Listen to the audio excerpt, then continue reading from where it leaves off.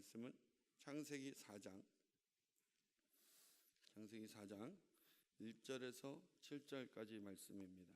창세기 4장 1절에서 7절까지의 말씀, 우리 한 목소리로 하나님 말씀 함께 봉독하기 원합니다. 아담이 그의 아내 하와와 동침하매 하와가 김신하여 가인을 낳고 이르되 내가 여호와로 말미암아 등남하였다 하니라. 그가 또 가인의 아우 아벨을 낳았는데 아벨은 양치는 자였고 가인은 농사하는 자였더라.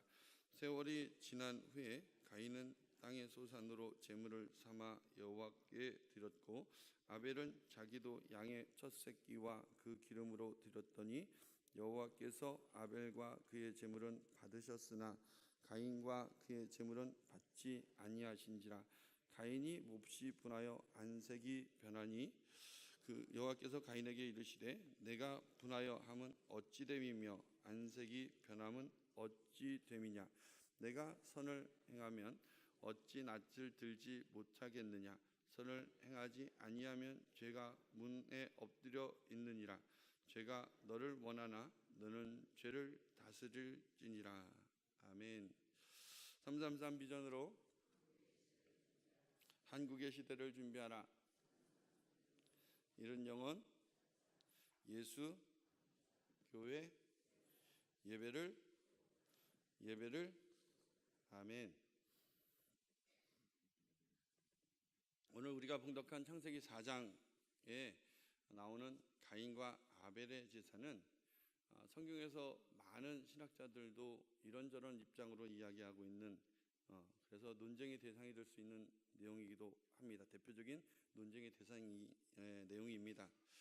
그 이유는 히브리서 11장 4절에 보면 이 아벨의 제사가 믿음으로 더 나은 제사를 드렸다라고 기록이 되어 있지만 이것 외에는 가인과 아벨의 제물을 왜 하나님께서 받지 아니하셨는지 우리가 전혀 알 수 없기 때문이라는 거죠. 그 믿음이 어떤 믿음일까? 라는 부분에 대해서 그래서 나름대로 추측들을 합니다. 이런저런 이야기들을 근거를 얘기하면서 이야기할 때에 이야기하는 내용들이 대부분 모든 제사는 대속의 제물로 드려져야 하는데 드려지지 않았다. 또 이거에 대해서 반대 입장은 어떻게 얘기를 하냐면 그때는 율법이 존재하지 않았는데 무슨 대속의 제물입니까? 그렇지 않습니다 라고 이야기를 하면서 가인의 표정을 이야기를 합니다. 가인의 표정은 이제 분하여 안색이 변하지 않습니까? 그 내용을 보면서 이것이 하나님께서 받지 않은 것은 가인이 감사로 제사를 드리지 아니했기 때문에 하나님께서 받지 아니했다라고 이야기하기도 합니다. 이외에도 또 하나 이야기를 하고 있는 주장들이 어떤 것들이 있냐면 그 제물을 받으시는 분, 그분은 하나님이시기 때문에 그 하나님께서 그 제물을 받고 안 받고를 결정하시는 주권이 있으시다라는 것이죠.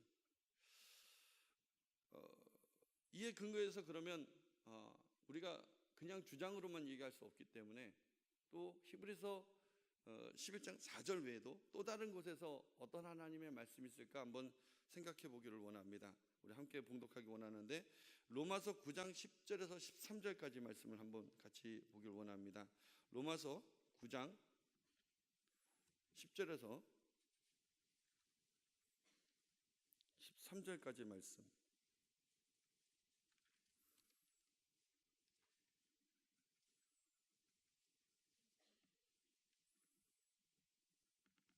함께 봉독하겠습니다.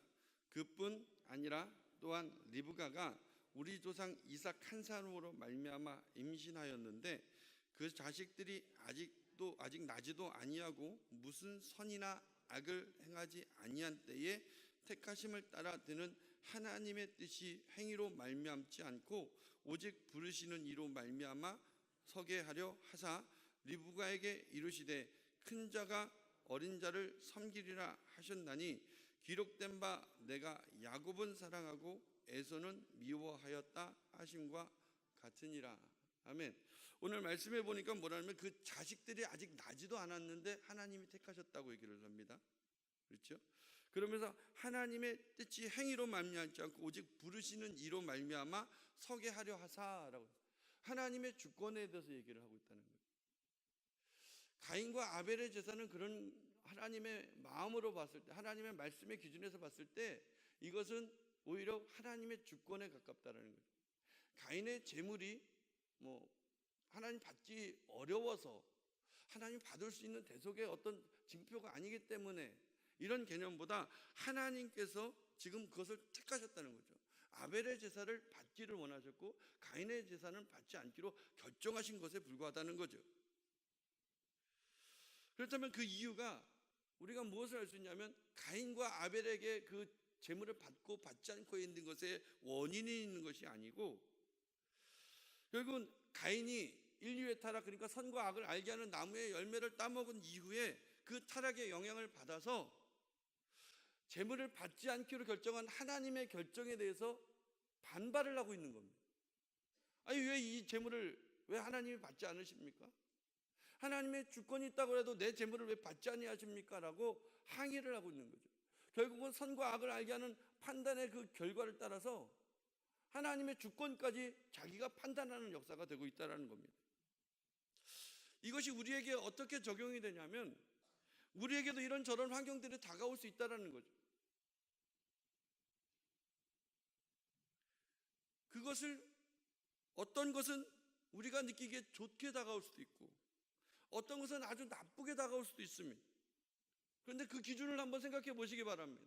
그 기준은 누가 내리고 있는 건지, 하나님이 내리고 계신 건지 내가 내리고 있는 건지, 하나님이 나쁘다고 하지 않는데 나는 나쁘다고 얘기하고 있는 건지, 하나님은 좋다 얘기하지 않으시는데 나는 여전히 내가 그것을 좋다라고 얘기하고 있는 것은 아닌지. 만약에 그 모든 기준과 가치의 그 결정의 모든 순간들이 내 자신이 내리고 있다라면, 내 자신이 그것을 결정하고 있다라면 이제부터는, 오늘 이 새벽부터는 그 중심을 하나님께 두시기를 주님의 이름으로 축원드립니다. 그렇지 못하면 우리는 안색이 변할 수밖에 없어요. 하나님의 주권에 있습니다. 하나님의 선하신 가운데 이 모든 것이 이루어질 수 있습니다가 믿지 아니한다라면 우리는 안색이 변할 수밖에 없는 거예요. 하나님 왜 이렇게 하세요? 내 삶에, 내 기업에, 가정에, 자녀에 왜 이 문제를 주십니까? 라고 이야기할 수밖에 없죠. 그러나 하나님의 주권이 있는 것을 믿게 되어진다면 그 다음부터는 달라질 수 있습니다.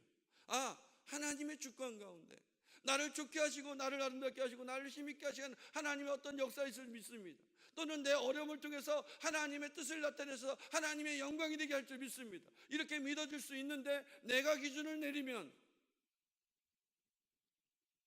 그 다음부터는 나에게 다가올 수 있는 평안까지 잃어버릴 수 있는 이유가 된다는 겁니다. 저는 이 창세기 4장을 묵상하면서 가슴이 굉장히 먹먹해졌어요. 이 말씀 딱 대하는 순간에 하나님이 얼마나 우리를 사랑하시는, 하나님의 말씀을 대하실 때마다 하나님의 사랑이 이루어지시기를 소망합니다. 말씀을 대하실 때마다 그냥 그 말씀이 율법으로 다가오지 마시고 하나님이 왜 이렇게 하셨을까라고 판단의 기준으로 다가오지 마시고 그 모든 것이 나를 향한 하나님의 사랑이 되시기를 주님의 이름으로 축원드립니다. 제가 왜 가슴이 먹먹해졌냐면 이렇게 선과 악을 알게 하는 그 기준을 가지고 인류의 타락의 그 징표를 가지고 안색이 변하여 얼굴이 불그락해지면서 막 하나님 앞에 항의하고 대들고 있는 이 가인에게, 그런 가인인데 그 가인에게 하나님께서 그를 버려두신 것이 아니라 그를 먼저 찾아가셔서 그에게 말씀하고 계시다는 거예요. 생각해 보십시오. 우리는 누군가 나에게 화를 내고 나에게 막 짜증내고 나에게 분을 토하고 있는 그 사람에게 과연 가서 얼마든지 그렇지 않습니다라고 말이라도 한마디 할 수 있을까요? 용서하는 건 둘째치고 내가 먼저 화해를 청하는 건 둘째치고 내가 그 사람에게 가서 과연 나에게 얼굴이 불그락불그락하는 그 사람에게 가서 이야기를 걸 수 있겠습니까? 우리 하나님은 이건 말도 안 됩니다라고 항의하고 있는 그 가인에게 먼저 찾아가셔서 말씀을 걸고 계십니다. 이야기를 나누고 계십니다.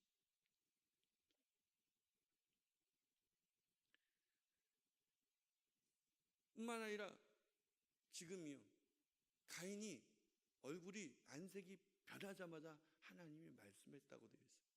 이야기는 뭐냐면 하나님께서 그런 가인임에도 불구하고 하나님이 떠나지 않고 계신다. 하나님이 버리지 않고 계신다는 거예요. 하나님이 바로 그 곁에 계셨다는 거예요. 우리 같으면 도저히 상상할 수 없는 이야기입니다. 그런데 그 하나님이 그 곁을 절대 떠나지 않고 그 사람에게, 그 가인에게 찾아가셔서 이야기를 하고 말씀하고 위로하고 어떻게든 세워주려고 애를 쓰고 다 하고 계신다는 거죠.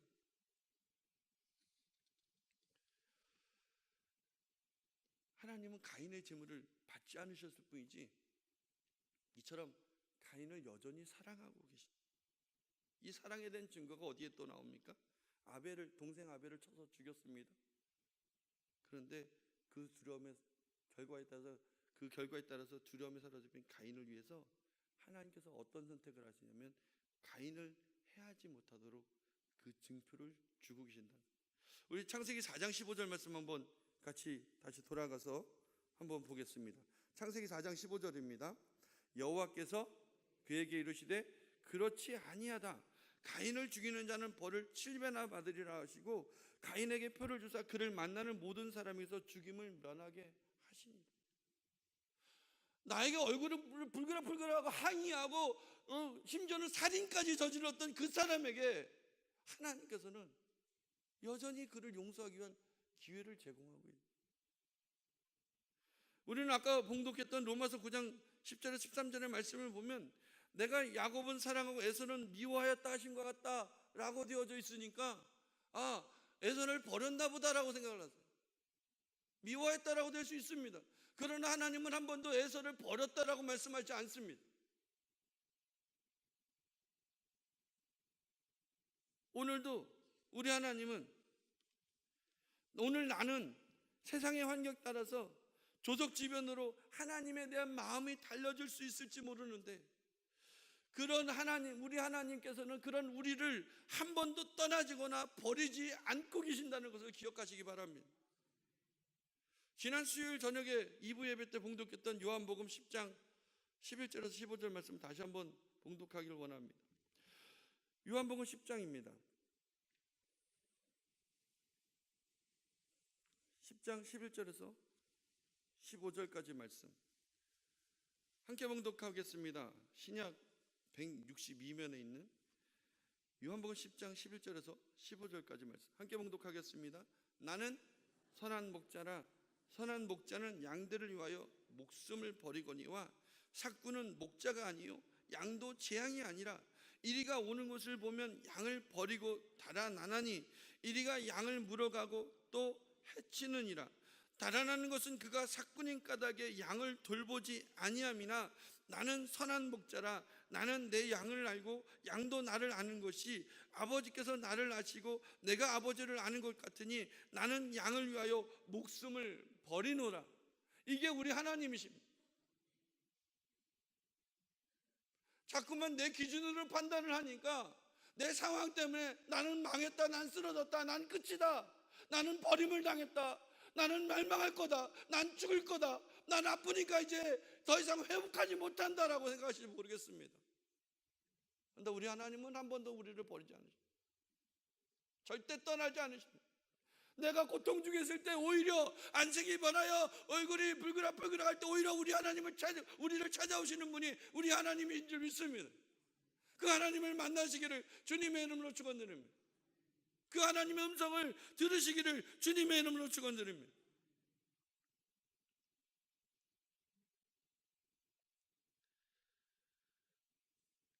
지금 내가 내 뜻대로 조금 무언가 이루어지지 않는 그런 것으로 인해서 마치 세상의 종말이 된 것처럼 사시지 않으시기를 소망합니다. 그 선한 목자가 우리 하나님이시라면 실제 종말이 다가온다고 할지라도 우리 담임 목사님의 말씀처럼 주일 말씀처럼 마지막까지라도 열매를 맺기 위해서 힘을 다하시는 믿음이 있으시기를 주님의 이름으로 축원드립니다. 그 믿음대로 하나님께서 온 세상을 구원하시는 역사의 주인공으로 살아가시기를 소망합니다. 이런 하나님의 사랑에 근거할 때에 우리에게 주어진 능력이 있어요. 그게 창세기 4장 7절이에요. 창세기 4장 7절 다시 한번 봉독하겠습니다. 내가 선을 행하면 어찌 낯을 들지 못하겠느냐. 선을 행하지 아니하면 죄가 문에 엎드려 있느니라. 죄가 너를 원하나 너는 죄를 다스릴지니라. 지금 하나님께서 가인에게 뭐라고 말씀하시냐면 죄를 다스리라라고 말씀하십니다. 그런데 가인이 그 죄를 다스릴 줄 몰라서, 곧 우리가 참지 못해서 결국은 아벨을 쳐서 죽였다라고 일반적으로 우리가 받아들일 수 있다는 거죠. 그러나 그렇지 않습니다. 하나님께서 죄를 다스리라고 하신 것은 지금 하나님께서 인류가 가진 능력에 대해서 다시금 언급을 하시는 거예요. 인류가 어떤 목적으로 창조되었는지 우리는 수도 없이 계속 다루어왔기 때문에 너무 잘 알고 계실 겁니다. 인류는 분명히 세상을 정복하고 다스리고 충만케 하기 위해서 존재를 해요. 왜 존재한다고요? 정복하고 다스리고 충만케 하기.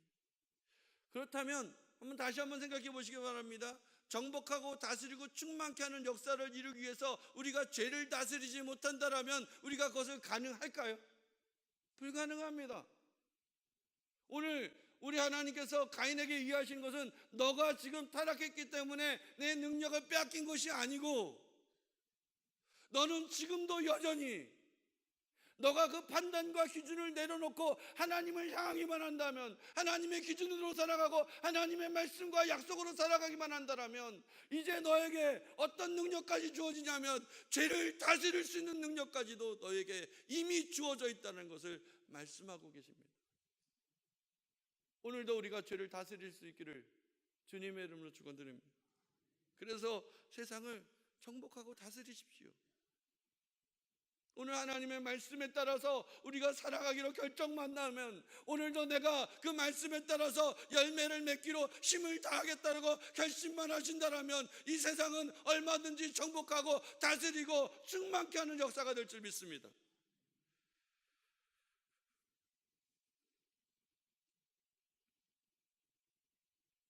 내가 지금 불가능하다고 생각하는 거예요. 내가 못한다고 생각하는 거예요. 무화과 나무에 무상한 잎이 있는데 그 열매를 맺을 수 없다. 그 시기가 아니니까 맺을 수 없다. 그 생각을 내가 내리고 있다는 거죠. 우리 하나님은 얼마든지 하실 수 있는 줄 믿습니다. 우리 하나님으로 인해서 가능하시기를 주님의 이름으로 축원드립니다. 우리는 하나님의 자녀입니다. 하나님께서 그 자녀로서의 모든 능력과 권세를 우리에게 허락하고 계십니다. 그렇다면 이제 나의 모든 판단을 다시금 하나님께 올려드리시기를 소망합니다. 그래서 죄도 다스리시고 세상도 다시금 정복하고 다스리고 충만케 하는 역사로 살아나가시기를 주님의 이름으로 축원드립니다. 어제 저희 딸하고 잠깐 이야기를 나누는 중에 무슨 이야기를 했냐면 동성애 관련된 얘기를 했습니다. 갑자기 물어봅니다. 자기 친구들하고 이야기를 했는데 자기가 아무리 설명을 해도 그 친구들이 동성애가 왜 틀린지 받아들이지 않는다. 그러면서 아빠 어떻게 설명을 해야 돼요? 라고 이야기를 물어보는 질문이 있었습니다. 우리 성도님들은 이런 질문에 뭐라고 대답하시겠습니까? 세상은 점점 동성애를 인정해야 된다라고 이야기하는 그런 시대를 우리가 살고 있는데 우리는 어떻게 그 모든 질문에 대답을 해야 할까요? 그 질문에 우리가 대답하기 전에 오늘 다루었던 그 말씀의 기준에서 우리가 다시 한번 살펴보시길 바랍니다. 우리가 죄를 다스릴지니라. 결국은 그 죄를 어떻게 다스릴 수 있겠습니까? 동성애가 잘못됐다라고 지적을 해봐야 그 사람들 절대 듣지 않습니다. 그러면 나는 계속해서 지적만 해야 될까요? 판단만 해야 될까요? 그러면 그들이 그렇게 살지 못하도록 우리가 어떻게 그것을 바꿔갈 수 있을까요? 우리에겐 능력이 없다라 생각하십니까? 아니요. 우리에게 가진 능력이 있습니다. 그게 바로 복음입니다. 그 사람들을 지적하고 그 사람들이 잘못됐다라고 이야기하기 전에 그들에게 복음을 전해주면 됩니다. 복음이 능력인 줄 믿습니다. 그 복음으로 오늘도 달려가시기를 주님의 이름으로 축원드립니다. 내가 죄악이다라고 판단되는 그 모든 상황 속에서 이것은 안 된다고, 이것은 넘어졌다고, 이것은 쓰러졌다고 이야기하는 모든 환경 가운데 그 복음이 선포되기를 주님의 이름으로 축원드립니다. 복음이 살리는 겁니다. 내가 그것이 잘못됐다라고 바로 세우려고 하는 어떤 행위가 그 삶을 돌이키고 그 환경을 바꾸는 것이 아니라 하나님의 약속, 하나님의 말씀, 하나님의 생명인 그 복음이 전해질 때에 오늘도 그 세상은 변화될 줄 믿습니다. 사도 바울을 보십시오. 그가 세상을 향해 나아가서 세상이 잘못됐다고 이야기하던가요? 아니면 복음을 전하던가요? 사도 바울의 모든 발걸음은 세상이 잘못됐다고 얘기하지 않고 그 복음을 전하는데 힘을 다했습니다. 오늘도 세상이 바뀌어지기를 원하십니까? 세상이 달라지기를 원하십니까? 세상이 아름다워지기를 원하십니까? 그러면 그 원하시는 만큼, 사모하시는 만큼 오늘도 나아가셔서 내 주변에 하나님의 그 복음을, 그 생명을 전해주시는 우리 모두 되시기를 주님의 이름으로 축원드립니다. 기도드리겠습니다.